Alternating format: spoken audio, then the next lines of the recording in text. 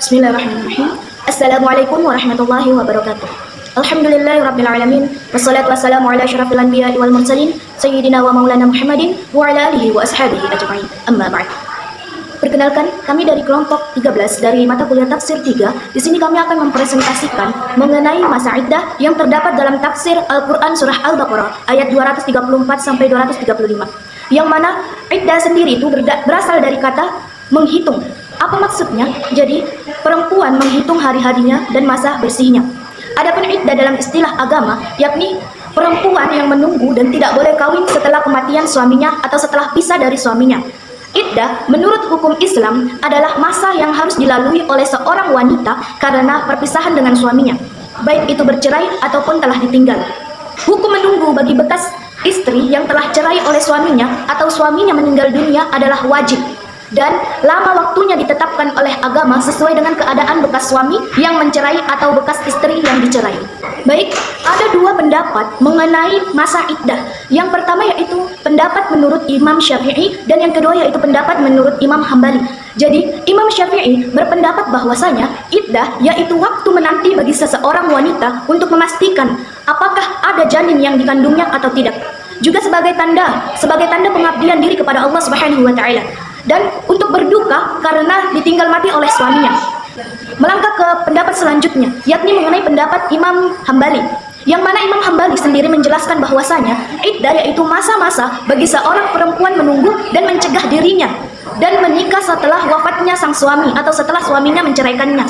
Pembahasan selanjutnya yakni mengenai tafsir daripada Al-Qur'an surah Al-Baqarah ayat 234 sampai 235, yang mana di Al-Qur'an surah Al-Baqarah ini menjelaskan bahwasanya bagaimana saat masa-masa iddah itu yang ditetapkan oleh Allah Subhanahu wa taala. Baik, selanjutnya yaitu mengenai tafsir Al-Qur'an surah Al-Baqarah ayat 234 sampai 235, yang mana berbunyi A'udzubillahi minasyaitonirrajim. Bismillahirrahmanirrahim. والذين يتوفون منكم ويذرون أزواجا يتربصن بأنفسهن 4 أشهر وعشرا فإذا بلغن أجلهن فلا جناح عليكم فيما فعلن في أنفسهن بالمعروف والله بما تعملون خبير ولا جناح عليكم فيما عدتم به من خطبة النساء أو أكننتم في أنفسكم علم الله أنكم ستذكرونهن ولكن لا تواعدوهن سرا إلا أن تقولوا قولا معروفا ولا تعزموا عقدة النكاح حتى يبلغ الكتاب أجله واعلموا أن الله يعلم ما في أنفسكم فاحذروه واعلموا أن الله غفور حليم. Yang mana artinya yaitu orang-orang yang meninggal dunia di antara dengan meninggalkan istri-istri, hendaklah para istri itu menangguhkan dirinya 4 bulan 10 hari. Kemudian apabila telah habis iddahnya, maka tiada dosa bagimu para wali membiarkan mereka berbuat terhadap diri mereka menurut yang patut. Allah mengetahui yang kamu perbuat. Kemudian ayat selanjutnya yaitu tidak ada dosa bagi kamu meminang wanita-wanita itu dengan sindiran atau kamu menyembunyikannya dalam hatimu. Allah mengetahui bahwa kamu akan menyebut-nyebut mereka. Dalam pada itu, janganlah kamu mengadakan janji kawin dengan mereka secara rahasia, kecuali sekedar pengucapan kepada mereka, perkataan yang makruh, dan janganlah kamu berazam tetapi bertetap hati untuk berakad nikah sebelum habis iddahnya. Dan ketahuilah bahwasanya Allah mengetahui apa yang ada dalam hatimu, maka takutlah kepadanya dan ketahuilah bahwa Allah Maha Pengampun lagi Maha Penyantun. Baik, di sini saya akan membahas mengenai tafsir daripada Quran surah Al-Baqarah ayat 234 sampai 235. Yang mana yang pertama yaitu tafsir Al-Munir, di mana setelah dibatasi oleh ayat yang membicarakan tentang penyusuan di dalam Quran surah Al-Baqarah ayat 233, di mana ayat ini kembali membicarakan tentang perceraian sebagai lanjutan dari ayat yang sebelumnya, yakni ada yang membedakannya. Jadi yang membedakannya yaitu ayat-ayat sebelumnya membicarakan tentang perceraian karena talak dan berbagai ketentuan hukumnya termasuk rujuk. Pada ayat ini dibicarakan tentang perceraian disebabkan oleh kematian suami dengan segala dampak hukumnya, seperti keharusan istri beriddah selama 4 bulan 10 hari dan aturan yang harus dipatuhinya selama masa iddah itu. Di sini Allah Subhanahu wa taala menjelaskan bahwa iddah talak atau iddah wafat itu berbeda. Hal ini terkait atau terlihat dengan penjelasan ayat sebelumnya mengenai hukum talak, rujuk, menyusui, dan kewajiban seorang ayah terhadap anak dan istrinya. Demikian, dalam status iddah dan talak dan iddah wafat sangat jelas bahwasanya iddah talak tidak tidak ada masa berkabung, sedangkan iddah wafat ada masa berkabung. Sebagaimana yang telah dinyatakan oleh Allah Subhanahu wa taala dalam firman-Nya tadi, "Walladzina yatawaffawna minkum wa yadharuna azwajan yatarabbasna bi anfusihinna arba'atan syuhurin wa 'ashra." Bahwasanya orang yang meninggal dunia di antaramu dengan meninggalkan istri-istri, hendaklah para istri itu menangguhkan dirinya beribadah 4 bulan 10 hari.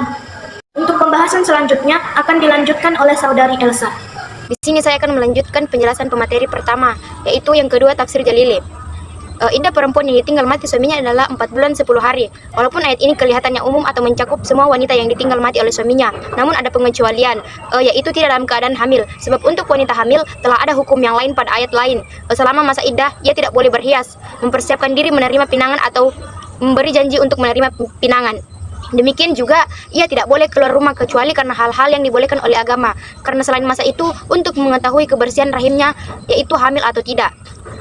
Juga digunakan sebagai masa berkabung. Manakala ia tidak hamil, maka ia wajib berkabung atau menghormati tali hubungan suami istri, baik terhadap mendiang suami maupun terhadap keluarga suaminya.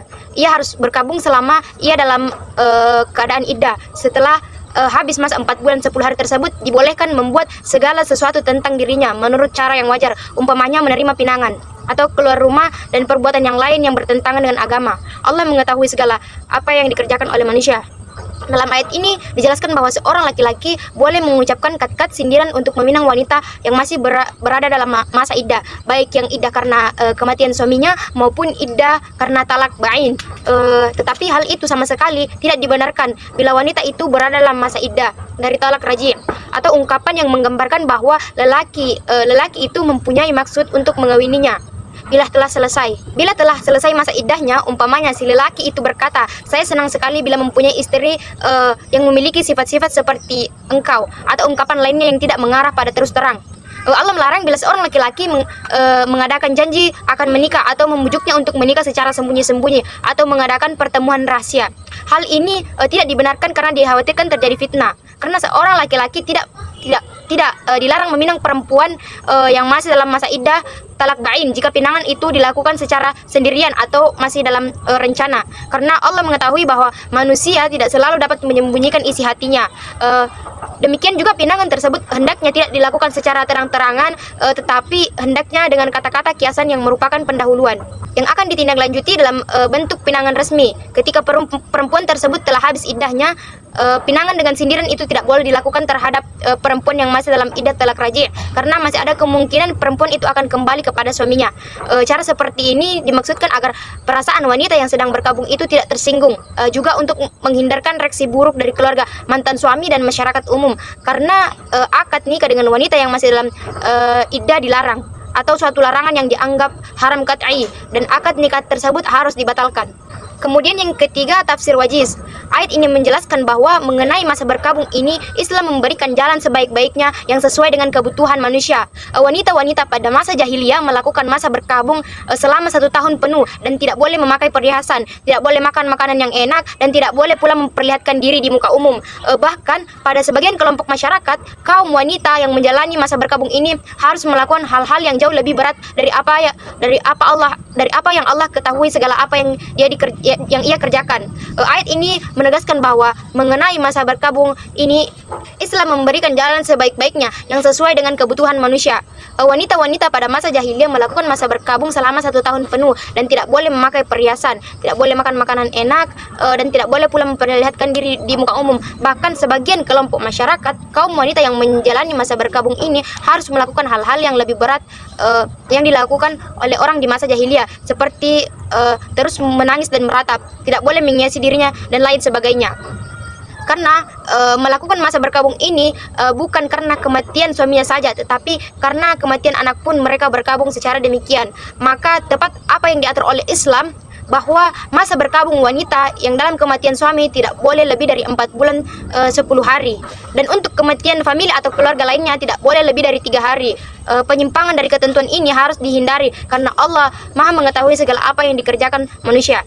Ayat ini menjelaskan apa saja yang boleh dan tidak boleh dilakukan oleh laki-laki terhadap perempuan yang masih dalam keadaan iddah dan tidak ada dosa baginya. Wahai kaum laki-laki yang meminang perempuan itu yang masih dalam masa iddah, baik iddah cerai maupun iddah karena talak 3. Selain ditalak raji atau 1-2 dengan sindiran seperti ucapan, aku suka dengan perempuan yang lembut dan memiliki sifat keibuan, atau kamu menyembunyikan keinginanmu dalam hati untuk melamar dan menikahinya jika sudah habis masa iddahnya. Demikian ini karena Allah mengetahui bahwa kamu tidak sabar sebagai lelaki dan menyebut keinginanmu untuk melamar dan menikahinya kepada mereka, yakni perempuan-perempuan tersebut telah habis masa iddahnya. Tetapi janganlah kamu wahai laki-laki membuat perjanjian baik secara langsung maupun tidak langsung, namun terkesan memberi harapan untuk menikahi mereka, yakni perempuan-perempuan yang masih dalam iddah secara rahasia, yakni halnya diketahui berdua, kecuali sekedar mengucapkan kata-kata sindiran yang baik.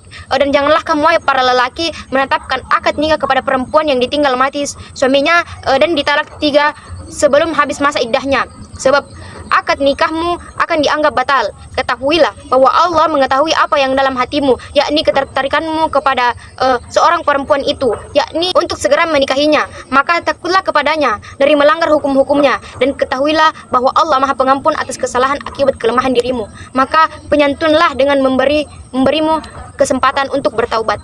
Itulah penjelasan materi dari saya, kurang lebihnya mohon dimaafkan. Itulah tadi dari presentasi kelompok kami, kurang lebihnya mohon dimaafkan. Wabillahi taufiq wal hidayah. Wassalamualaikum warahmatullahi wabarakatuh.